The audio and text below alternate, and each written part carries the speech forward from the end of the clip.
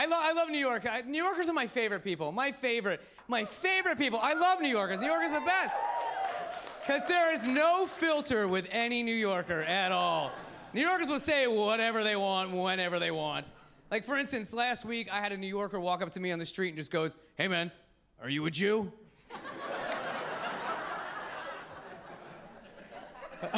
I was like, historically speaking, there's never been a right answer to that question, you know?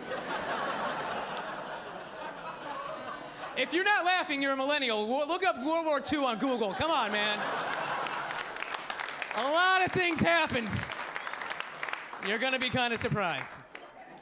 A lot of you are looking at me like, yeah, but answer the question. Are you or not? Like, we can't tell. And the answer is no, I'm not Jewish.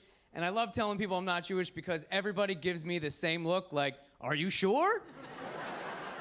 Are you sure your mom didn't have an affair with an attorney or something? I mean, look at you.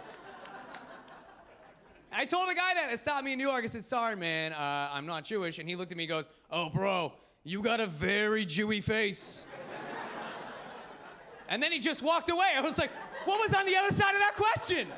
Like, where was this going? Do I even want to know? And I never heard the word Jewy before in my life. The word Jewy sounds like a weird religious candy bar to me. Like, try new Jewy, now with bald spots. Like, no, thank you. I'm all set with that. All set with that. I love New York. Well, I've been coming to New York since I was a little kid, and I never noticed this about New York until I moved here. I never noticed that all New Yorkers have one thing in common. One common thread that binds all New Yorkers together.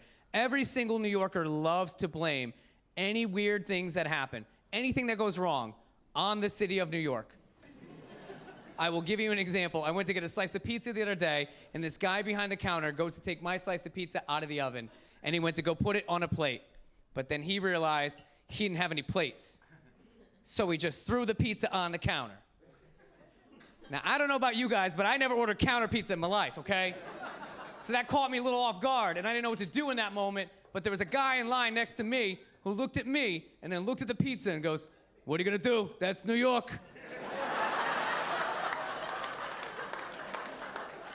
Really? Is it? Really? Oh, my.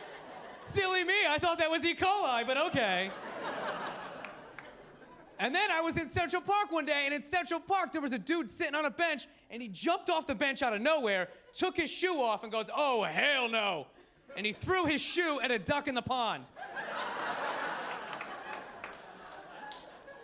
You can't make this up, man. I got so many questions, like, what did that duck do? Like, I don't know why anybody would do that, but there was an old lady in the park smoking next to us who just looked at me and goes, that's just New York, baby!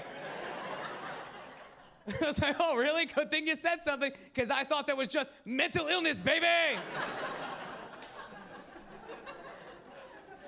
But at least I know I got a great excuse for anything that goes wrong while I'm in New York now. And if anybody's visiting, now you guys know, you know what to say. You got that go-to phrase, right? I actually used this excuse right when I moved here. I was hooking up with this girl. One girl's laughing. All right, I don't know why. All right. Did you hear that? She was like, what? No, no. She's like, the Verizon guy doesn't get pussy. There's no way at all. Sorry, the Sprint guy, he switched sides, whatever. It's all right, we're in a long-distance relationship. I live here, she lives in Narnia, all right? Relax.